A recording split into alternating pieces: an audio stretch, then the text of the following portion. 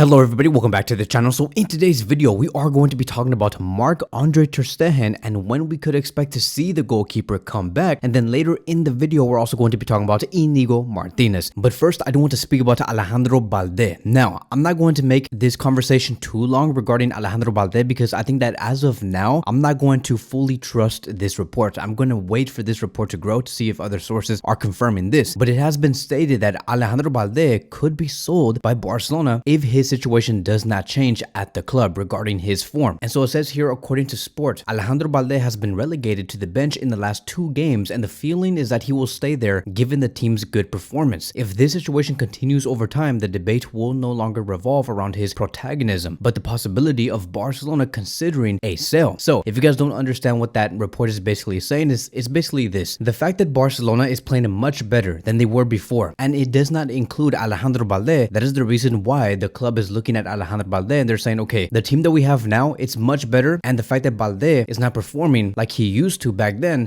we're probably gonna have to consider the sale, because Barcelona is a team that does rely on letting go of players to bring new ones in, and unfortunately Alejandro Balde does fall in that category. And so look, I don't necessarily think that this will end up happening. Balde will need to have like 5 to 7 to 8 games that end up really bad for Barcelona to consider his sale in the summer of 2024. As a matter of fact, I don't even think that Balde should, in no way, no matter how bad he does this season, but no way get sold, because there are other players in this squad that should be sold, like Marcos Alonso, like Oriol Romeo, maybe sometimes even Lewandowski. These are players that I would actually consider selling in the summer before we even begin talking about letting go of Alejandro Balde, who's only 20 years old. He still has a lot of room to grow. Of course, he's going to be making mistakes. And that is why, again, I am stating, I don't 100% believe this report. I just don't think that it's going to end up happening. And I feel like it'll be debunked in the near future. And look, I understand why Barcelona might potentially want to sell Balde, because I think that right now in this club, if you want to stay at Barcelona, you need to be someone that can provide something on the pitch that no one else has, right? With Gavi brings out an incredible talent, which is infamous energy, being able to always defend well and attack well. You can't match his energy at all. That is why he's going to have continuity. Same thing with Pedri. Pedri is somebody who has continuity because of how well he is on the ball and how well he does organized play. We can even talk about Joao Felix and his goals. The reason why he might continue is because he brings goals like no other player. So every young player must have that thing, right? That specialty that they carry that might be valuable to Barcelona. And right now for Alejandro Balde, he does not really have that specialty. But you might say, but Kevin, remember, Balde is good in the attack. Well, here's the thing. Cancelo is also very good in the attack, which is why Barcelona might not see him as important. So you gotta have something that makes you stand out from the others, which is why, again, I can see why Barcelona may want to sell him, but I don't think that this is true yet. So now let's move on towards the next few reports on Ter Stegen and Inigo Martinez. So let's talk about Marc-Andre Ter Stegen first. And it does say here, according to Rack 1, that Marc-Andre Ter Stegen will consult specialists this week, but everything indicates that he will need to undergo surgery as he is not responding to the current treatment. He could be out for the next 2 or 3 months, meaning that Ter Stegen most likely, like 99.9% likely, he will not play a single game for the rest of this year, and he will return in 2024. And this was never supposed to happen in the first place, because the doctors thought that Ter Stegen can just let it naturally heal for a couple of days and then he will be okay. But it does seem like Ter Stegen will be going for the surgery because he continues to have a lot of pain. Even Javi Miguel has reported this, and I quote, "One option is to rest for a few weeks and let the pain reduce naturally, but it's risky as the discomfort continues to grow. And the second option is for him to actually have surgery, which the doctors do prefer, but he will be out for about 4 to 6 weeks." And so it does seem like Ter Stegen will be going for the second route, and that is what we do here. He will not be playing a single game for the rest of this year. Now again, luckily for us, Barcelona do have a backup option, and that goalkeeper Iñaki Peña has been showing that he is a great backup option for Marc-Andre Ter Stegen. Iñaki Peña made 3 to 4 big saves against Atletico Madrid, and we're like, okay, this guy here, not only can he perform well against mid-table to low-table teams, but he can actually show up in big moments. It has also been reported that yesterday it was Iñaki Peña's first ever clean sheet for Barcelona against a first division club, and the only other clean sheet he ever had with the club was against Gueta, where Barcelona won 5-0, but it was in the Copa del Rey. So it's a huge deal. And let me tell you guys this, Iñaki Peña performing at this level, this is not the first time that we have seen him like this. I don't know if you guys remember, but earlier last year, right? I think it was in March 2022, Barcelona faced against Galatasaray, and at that time, Galatasaray had Iñaki Peña. There were 2 games that Barcelona played. It was the first leg, which ended 0-0 at the Camp Nou, and then Barcelona went on to win 2-1 in the second leg. But after those two legs were finished, it was known to be Iñaki Peña's best few nights because of what he did against Barcelona. We're like, there's no way we just loaned out this goalkeeper and we kept Marc-Andre Ter Stegen. Like, everybody was saying that. Everybody was like, what the heck? Like, we let go of the wrong goalkeeper, and we were all trying to call Iñaki Peña back. And so Iñaki Peña not only now has a clean sheet for Barcelona against a first division club, but he previously also held a clean sheet against Barcelona a year ago, back in March. So I think that his climb to success, it's a wonderful story. I love everything that I'm seeing about Iñaki Peña, and the fact that Marc-Andre Ter Stegen is going to potentially miss 4 to 5 more games, that's fine. I think that we can safely rely on Peña, and it would be a very good test for him because